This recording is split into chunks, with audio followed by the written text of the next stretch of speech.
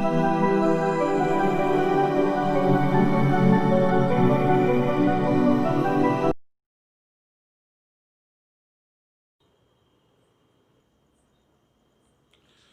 Morning dear students, welcome to Unique Academy. आज के इस क्लास में हमें भारतीय संविधान की अनुसूचियों पर डिस्कस करना है। ठीक है, कि भारतीय संविधान में अनुसूचियां क्या हैं, कितनी अनुसूचियां हमारे मूल संविधान में थीं और वर्तमान में हमारे संविधान में कितनी अनुसूचियां हैं और किस अनुसूची में किस विषय का वर्णन किया गया है। ठीक है, तो अनुसूचियों पर डिस्कस करना है। हम सबसे पहले बात करेंगे मूल संविधान की। ठीक है, मूल संविधान का मतलब है वह संविधान जिसे संविधान सभा द्वारा 26 नवंबर 1949 को बनाकर तैयार किया गया, या जिसे संविधान सभा ने 26 नवंबर 1949 को अंगीकृत किया था, है ना। जिस संविधान को 26 नवंबर 1949 को अंगीकृत किया गया, उस संविधान में अगर हम देखें तो अनुसूचियों की संख्या अगर देखें तो अनुसूचियों की संख्या कितनी थी? 8। क्लियर। लेकिन अगर वर्तमान की हम बात करें तो वर्तमान में भारतीय संविधान में अनुसूचियों की संख्या कितनी हो जाती है? 12। ठीक, जो संविधान सभा द्वारा 26 नवंबर 1949 को अंगीकृत किया गया था, उस संविधान में अनुसूचियों की संख्या 8 थी, है ना। लेकिन वर्तमान में संविधान में अनुसूचियों की संख्या कितनी है? 12 है, जिन्हें समय समय पर भारतीय संसद द्वारा संविधान में संशोधन करके संविधान में क्या किया गया है? शामिल किया गया है। तो मूल संविधान में अनुसूचियों की संख्या कितनी थी? 8। और वर्तमान में भारतीय संविधान में अनुसूचियों की संख्या कितनी है? 12। तो ये अपन को याद रखना है, एग्जाम में क्वेश्चन भी आता है और हमें और आपको सबको याद भी रखना है कि मूल संविधान जो 26 नवंबर 1949 को अंगीकृत हुआ था, उस संविधान में 8 अनुसूचियां थी, लेकिन वर्तमान में भारतीय संसद द्वारा समय समय पर संविधान में संशोधन करके जो अनुसूचियां शामिल की गई हैं, तो टोटल अनुसूचियों की संख्या कितनी हो जाती है? 12। अब अपन को देखना है कि किस अनुसूची में किस विषय का क्या किया गया है? वर्णन किया गया है ना। तो सबसे पहले अपन देखते हैं प्रथम अनुसूची, है ना, कि पहली अनुसूची में किस विषय का वर्णन किया गया है। ठीक है, तो ध्यान दीजिए, भारतीय संविधान की पहली अनुसूची कहती है कि भारत राज्यों का क्या होगा? संघ होगा। जैसे अपन ने 1935 के भारत शासन अधिनियम में पढ़ा था कि अखिल भारतीय संघ की क्या की जाए? स्थापना की जाए। फिर कैबिनेट मिशन में भी पढ़ा कि अखिल भारतीय संघ की क्या की जाए? स्थापना की जाए। और दोनों का मीनिंग या सेंस यही था कि भारत कहीं नहीं है। जब सभी राज्यों और केंद्र शासित प्रदेशों को आप मिला देते हो तो भारत का क्या हो जाता है? निर्माण हो जाता है। तो संविधान की पहली अनुसूची भी कहती है कि भारत राज्यों का संघ होगा, अर्थात इसी कारण भारत में 28 राज्य और 9 केंद्र शासित प्रदेशों को क्या किया गया है? शामिल किया गया है। तो संविधान की पहली अनुसूची के अनुसार भारत राज्यों का संघ होगा, इसी कारण भारत में 28 राज्य और 9 केंद्र शासित प्रदेश क्या किए गए हैं? शामिल किए गए हैं। ठीक है, एक चीज यहां और याद रखना कि भारतीय संविधान की प्रथम अनुसूची, है ना, और भारतीय संविधान के अनुच्छेद 104, ठीक, ध्यान दीजिएगा, भारतीय संविधान की पहली अनुसूची और भारतीय संविधान के अनुच्छेद 104 में भारत के राज्यों का वर्णन किया गया है, या ये कहा गया है कि भारत राज्यों का क्या होगा? संघ होगा। तो संविधान की पहली अनुसूची और संविधान का अनुच्छेद 104 एक ही बात कहते हैं कि भारत राज्यों का संघ होगा, इसी कारण भारत में 28 राज्य और 9 केंद्र शासित प्रदेशों को क्या किया गया है? शामिल किया गया है। क्लियर। तो संविधान की पहली अनुसूची के अनुसार भारत राज्यों का क्या होगा? संघ होगा। ठीक, अपन देखते हैं दूसरी अनुसूची। संविधान की अगर अपन द्वितीय अनुसूची की बात करें, है ना, तो दूसरी अनुसूची में हमारे संविधान में विभिन्न पदाधिकारियों के, है ना, जो जितने भी पदाधिकारी होंगे वो कौन कौन से मैं नाम बता रहा हूं, है ना, विभिन्न पदाधिकारियों के वेतन एवं भत्तों का वर्णन किया गया है ना। जैसे ये पदाधिकारी कौन से होंगे? राष्ट्रपति, उपराष्ट्रपति, सुप्रीम कोर्ट, हाई कोर्ट के न्यायाधीश, है ना, राज्यपाल, कैग, जितने भी संवैधानिक पद हैं जिनका भारतीय संविधान में उल्लेख किया गया है, उन समस्त पदाधिकारियों के वेतन और भत्तों का वर्णन कहाँ मिलेगा? संविधान की दूसरी अनुसूची में। क्लियर हुआ? ठीक। संविधान की अगर हम तीसरी अनुसूची की बात करें, है ना, तो संविधान की तीसरी अनुसूची में दूसरी अनुसूची में जिन पदाधिकारियों के वेतन और भत्तों का वर्णन किया गया है, उन्हीं पदाधिकारियों की शपथ का वर्णन कहाँ मिलेगा? संविधान की तीसरी अनुसूची में। मतलब अगर राष्ट्रपति है तो राष्ट्रपति पद ग्रहण करते समय कौन सी शपथ लेगा? है ना। उपराष्ट्रपति कौन सी शपथ लेगा? हाई कोर्ट सुप्रीम कोर्ट के न्यायाधीश कौन सी शपथ लेंगे? राज्यपाल कौन सी शपथ लेगा?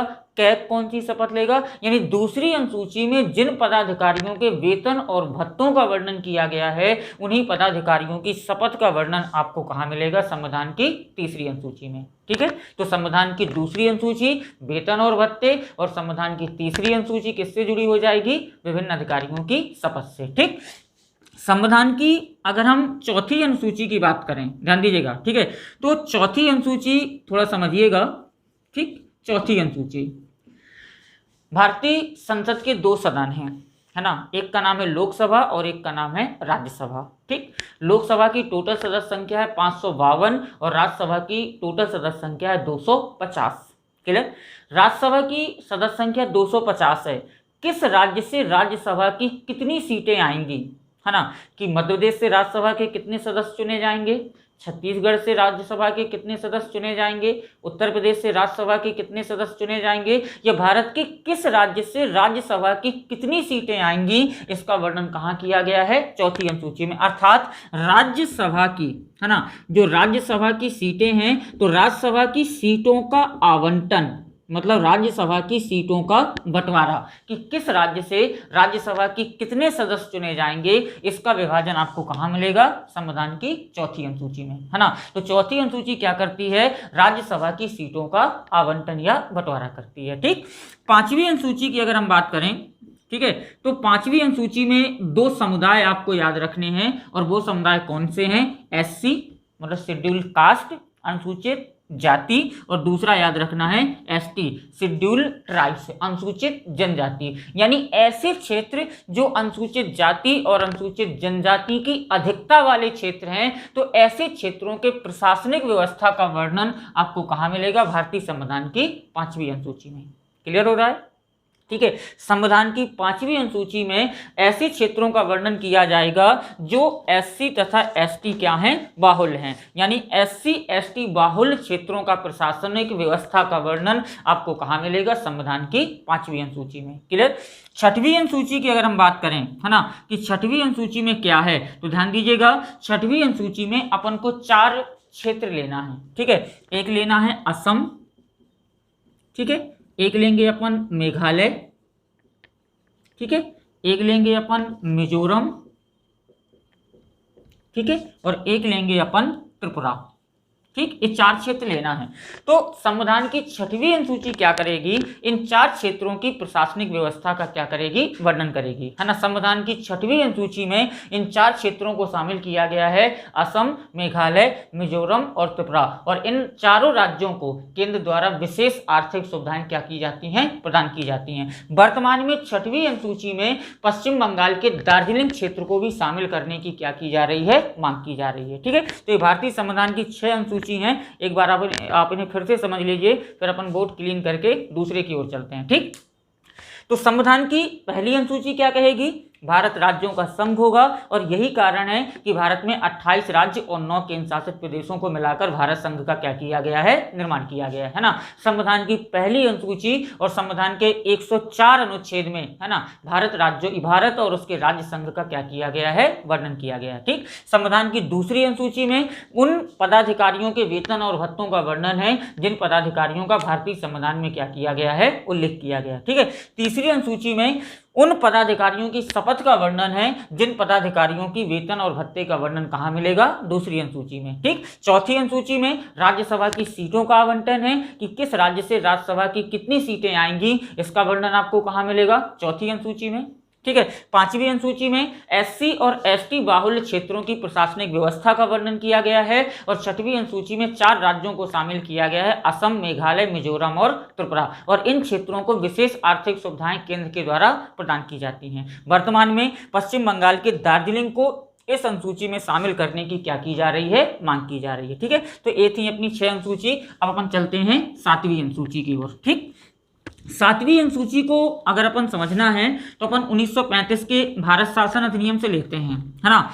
1935 का भारत शासन अधिनियम जब अपन पढ़ रहे थे पिछले वीडियो में, तो अपन ने कहा था कि 1935 के भारत शासन अधिनियम में केंद्र एवं राज्यों के मध्य शक्तियों का क्या किया गया था, बंटवारा किया गया था, है ना। और जब केंद्र एवं राज्यों के मध्य शक्तियों का बंटवारा कर रहे थे तो समस्त प्रशासनिक विषयों को हमने कितने भागों में बांटा था, 3 भागों में, संघ सूची, राज्य सूची और समवर्ती सूची। तो भारतीय संविधान की अगर अपन 7वीं अनुसूची देखें, ध्यान दीजिएगा, है ना, तो भारतीय संविधान की 7वीं अनुसूची में भी प्रशासनिक विषयों का क्या किया गया है, बंटवारा किया गया है ना। यानी केंद्र एवं राज्यों के मध्य जो प्रशासनिक विषय हैं उन विषयों का बंटवारा भारतीय संविधान की किस अनुसूची में किया गया है, 7वीं अनुसूची में। और इसके भी कितने भाग बनाए गए हैं, 3 भाग, पहला संघ सूची, दूसरा राज्य सूची और तीसरा समवर्ती सूची। क्लियर, ठीक।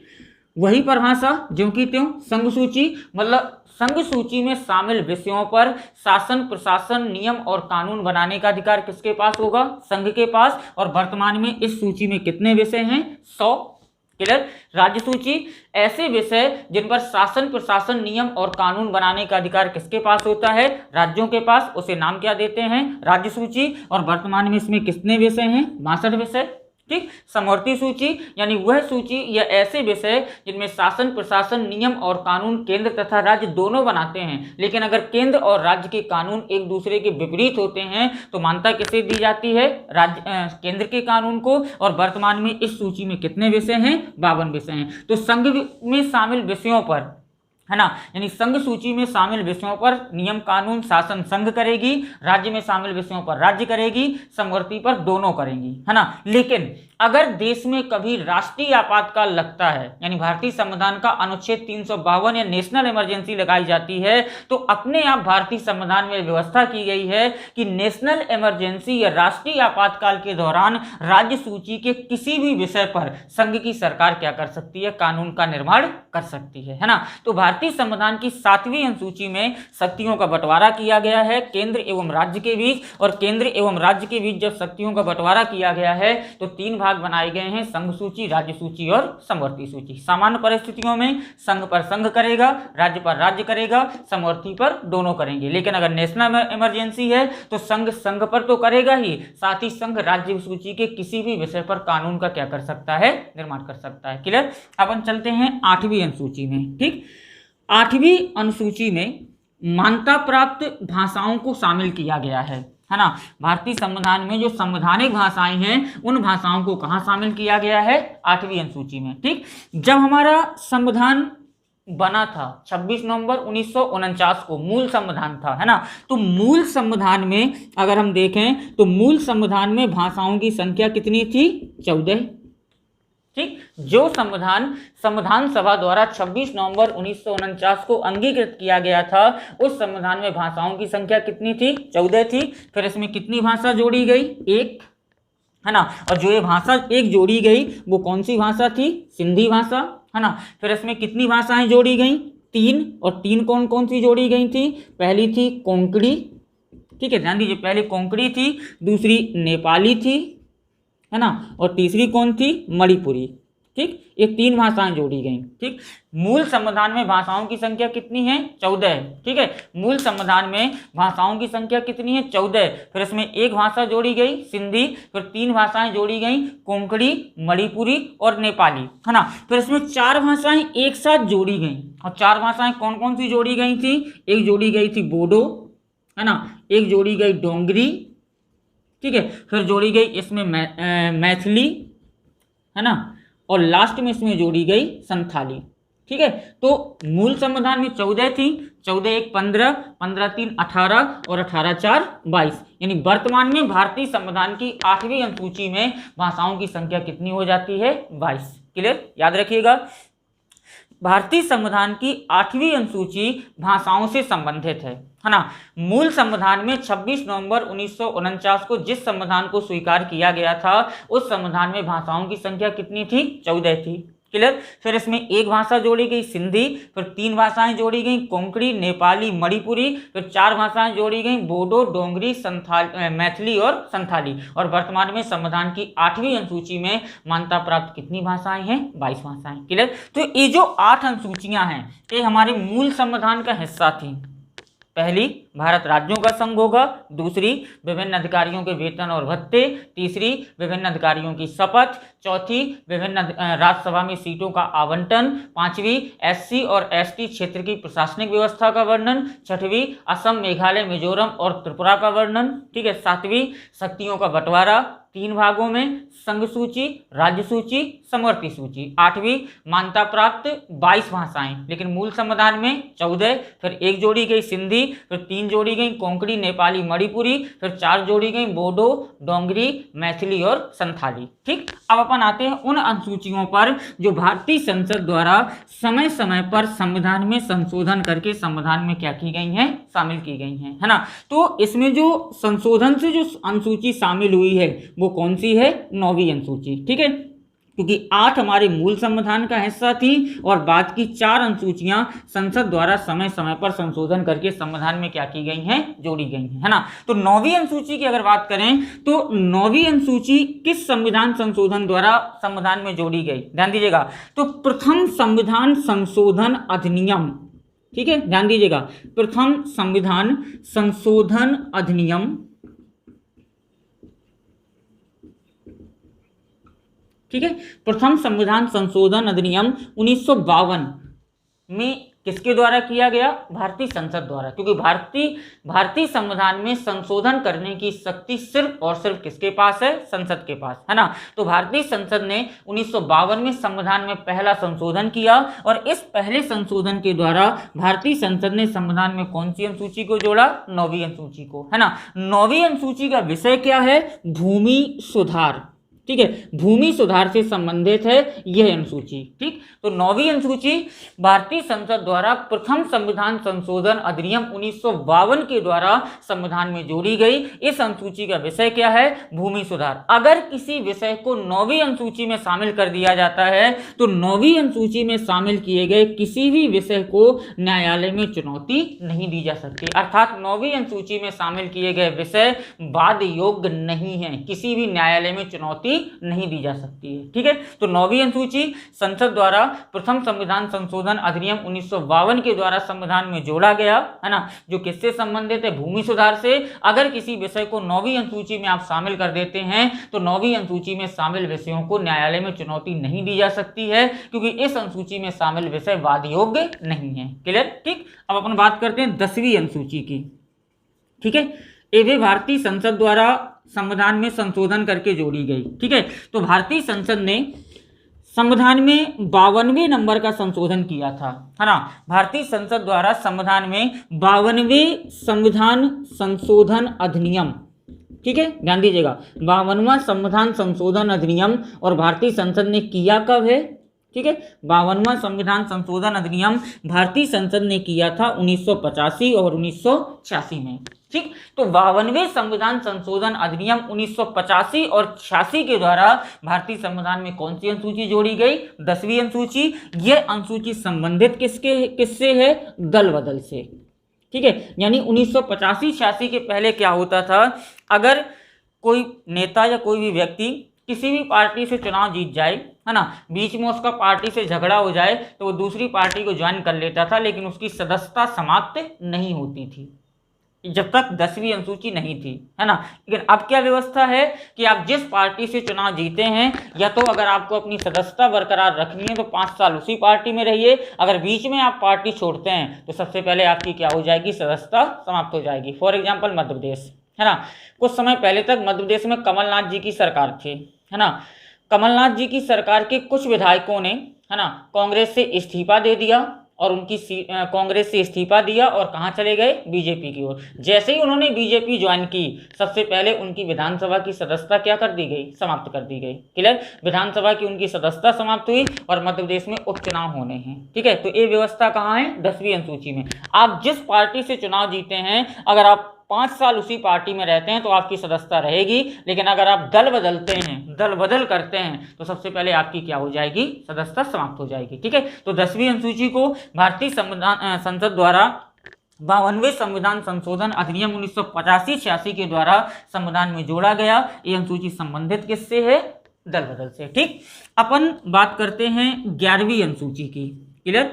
तो 11वीं अनुसूची को अगर अपन देखें तो भारतीय संसद द्वारा संविधान में 73वां संविधान संशोधन अधिनियम किया गया, है ना। और 73वां संविधान संशोधन अधिनियम हुआ कब? 1993 में, है ना। तो भारतीय संसद ने 1993 में संविधान में 73वें नंबर का संशोधन किया, है ना। और इस 73वें नंबर का संशोधन करके भारतीय संसद ने संविधान में 11वीं अनुसूची को शामिल किया। और 11वीं अनुसूची संबंधित किससे है? ग्राम पंचायत से। क्लियर। कैसे ग्राम पंचायत से? समझिएगा, ठीक। भारतीय संविधान में जब हम पढ़ते हैं तो कहते हैं कि भारत की जो पहली ग्राम पंचायत है ना, तो पहली ग्राम पंचायत का उद्घाटन किया था पंडित जवाहरलाल नेहरू ने 2 अक्टूबर 1959 को राजस्थान के नागौर से। क्लियर। भारत की पहली पंचायत का उद्घाटन भारत के प्रथम प्रधानमंत्री पंडित जवाहरलाल नेहरू ने 2 अक्टूबर 1959 को राजस्थान के नागौर से किया। क्लियर। तो इसका मतलब पंचायतें थी, है ना। लेकिन पंचायतों तो थी, लेकिन पंचायतों को संविधान में शामिल नहीं किया गया था, यानी पंचायतें संवैधानिक संस्थाएं नहीं थी, उन्हें संवैधानिक दर्जा प्राप्त नहीं था। तो संसद ने पंचायतों को संवैधानिक दर्जा देने के लिए संविधान में कौन सी अनुसूची को शामिल किया? 11वीं अनुसूची को, है ना। और 11वीं अनुसूची किस संविधान संशोधन के द्वारा आई? 73वें संविधान संशोधन अधिनियम 1993 के द्वारा 11वीं अनुसूची को जोड़ा गया, जिसका विषय क्या रखा गया? ग्राम पंचायत। और इस अनुसूची के द्वारा पंचायतों को क्या मिला? संवैधानिक दर्जा मिला, ठीक। नेक्स्ट बात करते हैं अपन 12वीं अनुसूची की, ठीक है। 12वीं अनुसूची को अगर देखें तो 12वीं अनुसूची को 74वें संविधान संशोधन अधिनियम द्वारा, ध्यान दीजिएगा, 12वीं अनुसूची को 74वें संविधान संशोधन अधिनियम द्वारा 12वीं अनुसूची को 74वें संविधान संशोधन अधिनियम द्वारा 1993 में जोड़ा गया, है ना। और इस अनुसूची का विषय क्या रखा गया? नगर पालिकाएं, ठीक है। कहीं कहीं आपको ग्राम पंचायत के लिए लिखा होगा स्थानीय निकाय और नगर पालिकाओं के लिए लिखा होगा नगरीय निकाय, तो दोनों सेम है। स्थानीय निकाय मतलब ग्राम पंचायतें जिनके 3 स्तर होते हैं, जिला स्तर पर जिला पंचायत, खंड स्तर पर जनपद या ब्लॉक पंचायत, है ना, और ग्राम स्तर पर ग्राम पंचायत। इसी प्रकार नगरीय निकाय के भी 3 स्तर होते हैं, बड़े शहरों पर नगर निगम, छोटे शहरों पर नगर पालिका और कस्बों पर नगर पंचायत। तो 12वीं अनुसूची 74वें संविधान संशोधन अधिनियम 1993 के द्वारा संसद ने संविधान में जोड़ी। और यह अनुसूची किससे संबंधित है? नगर पालिकाओं से, है ना। तो ये भारतीय संविधान की अनुसूचियां थी। एक बार समराइज कर देता हूं, सुन लीजिए आप लोग फिर से, है ना।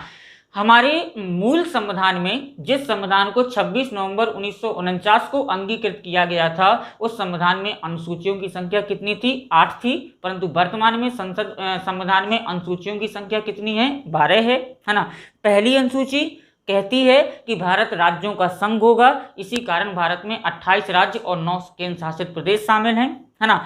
यह तथ्य भारत राज्यों का संघ होगा, यह तथ्य हमें संविधान में 2 जगह से मिलता है, संविधान की प्रथम अनुसूची में और संविधान के अनुच्छेद 104 में, ठीक। दूसरी अनुसूची विभिन्न अधिकारियों के वेतन और भत्तों का वर्णन करती है, जिन अधिकारियों का वर्णन कहाँ किया गया है? भारत के संविधान में, ठीक। तीसरी अनुसूची विभिन्न अधिकारियों की शपथ का वर्णन करती है।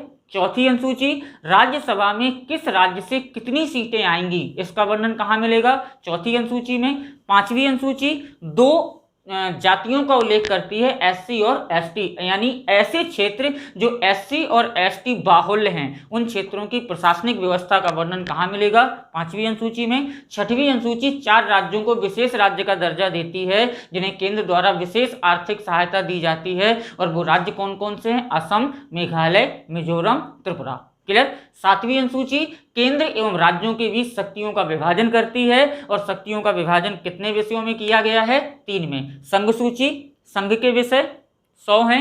राज्य सूची, राज्य के विषय, इसमें आपके कितने राज्य सूची में कितने रहेंगे? 56 विषय रहेंगे, ठीक। समवर्ती सूची केंद्र और राज्य दोनों के। क्लियर हुआ। तो 7वीं अनुसूची में केंद्र एवं राज्यों के बीच शक्तियों का क्या किया गया है? बंटवारा किया गया है। कितने भागों में? 3 भागों में, संघ, राज्य, समवर्ती। 8वीं अनुसूची में भाषाओं को शामिल किया गया है, ठीक है। मूल संविधान में भाषाएं कितनी थी? 8। वर्तमान में कितनी है? 22। मूल संविधान में जो 8वीं अनुसूची है उसमें भाषाओं की संख्या कितनी थी? 14। वर्तमान में संविधान में भाषाओं की संख्या कितनी है? 22, क्योंकि इसके बाद 1 जोड़ी गई सिंधी, फिर 3 जोड़ी गई, है ना, फिर कितनी जोड़ी गई? 4 जोड़ी गई, और वर्तमान में संविधान में भाषाओं की संख्या कितनी हो गई? 22। क्लियर।